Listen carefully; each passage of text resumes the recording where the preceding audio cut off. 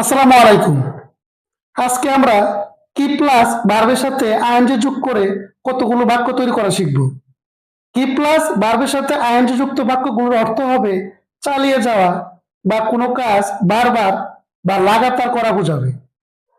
চলুন কতগুলো উদাহরণের মাধ্যমে বোঝার চেষ্টা করি। He keeps asking questions. সে বারবার প্রশ্ন করতে থাকে। He keeps asking questions. পরের উদাহরণটা দেখি।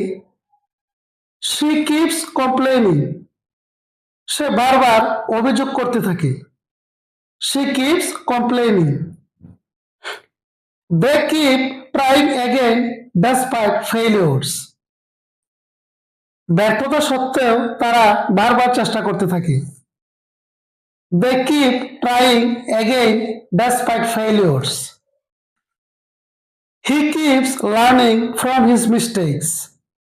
সে তার ভুলগুলো থেকে বারবার শিখতে থাকে।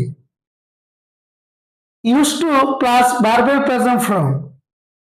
অতীতে যে কাজটি নিয়মিত হতো কিন্তু এখন আর হয় না সেটা বোঝাতে ইউজ টু ব্যবহার করা হয়। চলুন কয়েকটি উদাহরণ দেখি। I use to wake up early. আমি আগে ভোরে ঘুম থেকে উঠতাম। I use to wake up early. She use to live in Dhaka.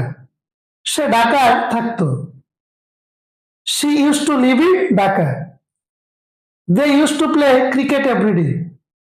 তারা প্রতিদিন ক্রিকেট খেলতো। They use to play cricket everyday. We use to study together. আমরা একসাথে পড়তাম। We use to study together. He use to smoke a lot. সে অনেক ধূমপান করত। He use to smoke a lot.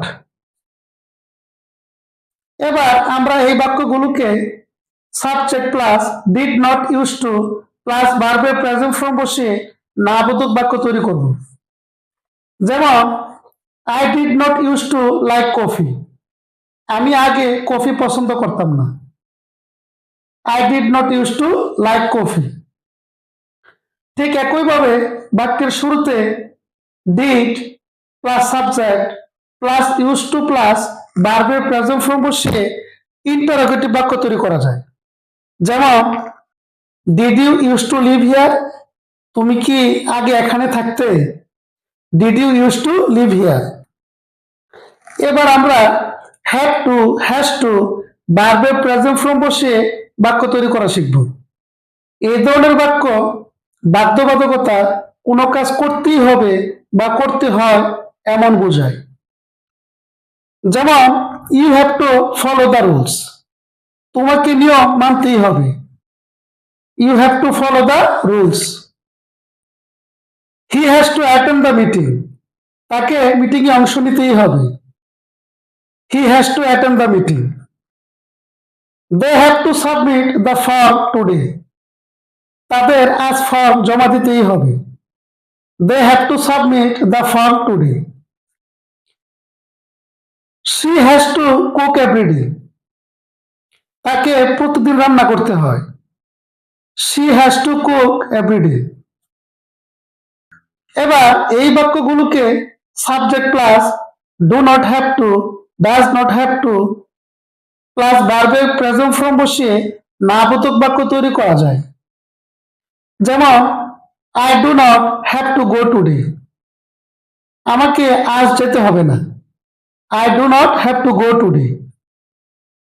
একইভাবে বাক্যের শুরুতে do does subject have to এবং ভার্বের প্রেজেন্ট ফর্ম বসিয়ে প্রশ্নবোধক বাক্য তৈরি করতে পারি। যেমন do you have to work on Friday. তোমাকে কি শুক্রবার কাজ করতে হয়। Do you have to work on Friday.